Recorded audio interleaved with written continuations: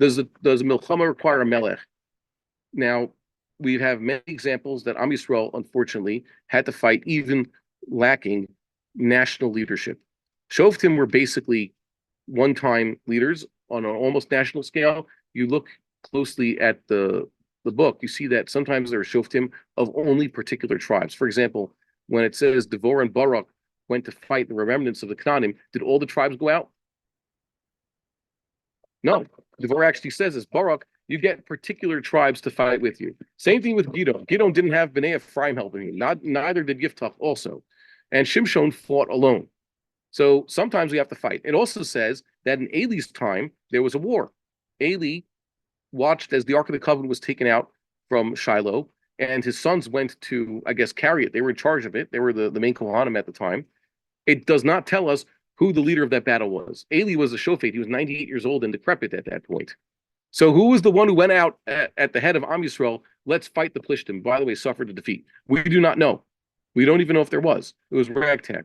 So when Am Yisrael is being attacked, and it is a case of Hatzalat Yisrael miyad tsar, it doesn't matter if they require a melech.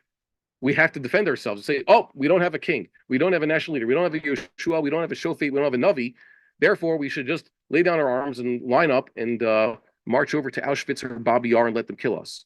Obviously, that's not what we're supposed to do, right? More than that, Yachid as a din of milchama. The way the Rambam has it, I'll speak for we have for the Rambam and Shulchan Aruch because those are open texts that people know about, and those are based on the halacha that we have from us from the Talmud. The Melech can force everybody to go out to war. He can say, like Shaul Melech, everybody's coming with me. That's his right, especially if it's a milchama that has a mitzvah or chova. It's not a milchemes rishos. He doesn't have to go to the Sanhedrin and get permission because he wants to expand our borders or, I don't know, increase his wealth. It's, once again, national defense. National defense is always pikuach nefesh for Am Yisrael. So the Melech can make everybody go out. But the Yachid still has an obligation. The Melech has a way to enforce it. The Yachid has an obligation. How do I know that? Because Rambam in the Shulchan Aruch mentioned, and we saw this right after this war broke out, that when you hear that a Jewish city is under attack, what is everybody's individual obligation? What does it say? We violate Shabbos to take up arms and go fight. The Shulchan Aruch is not saying that the Beis Din or the Melech or whoever it is has to organize it.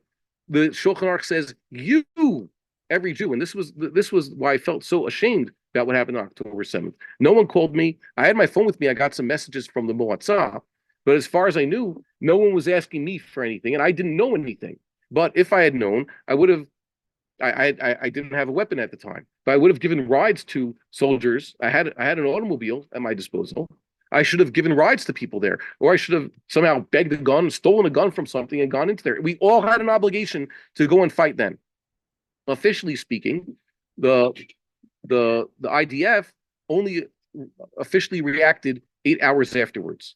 Individual soldiers were able to repel because they did not follow orders. They just threw themselves into it. They were the ones who actually kept the mitzvah. We all had an obligation. Every single male adult Jew had an obligation to go fight in that war. We still do.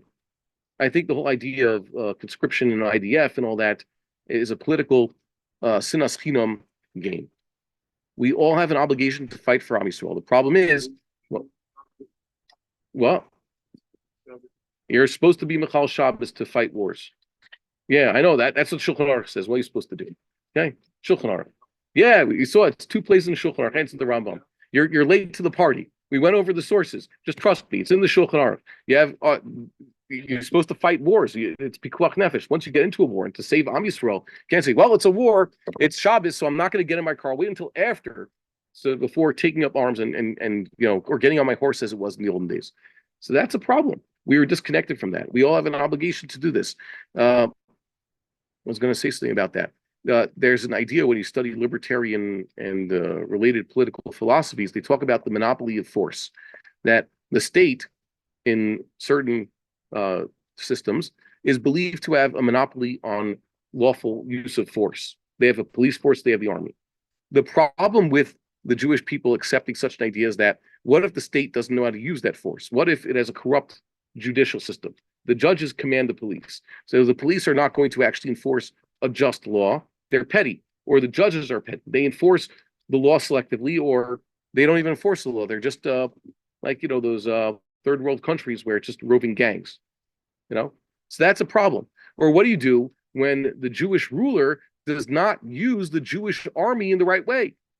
They tell us we're all obligated to join the IDF. The Al Haredim not share the burden, right?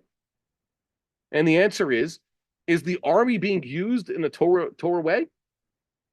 If you have Jewish soldiers and you're going to put them at risk, allow them to thoroughly smite their enemies. Allow them to do as the Torah said, conquer their enemies, take spoils, win. Are they allowing them to win? No, they then shackle them with all sorts of other rules, like we said, the Tarbus Yavam. That's a problem.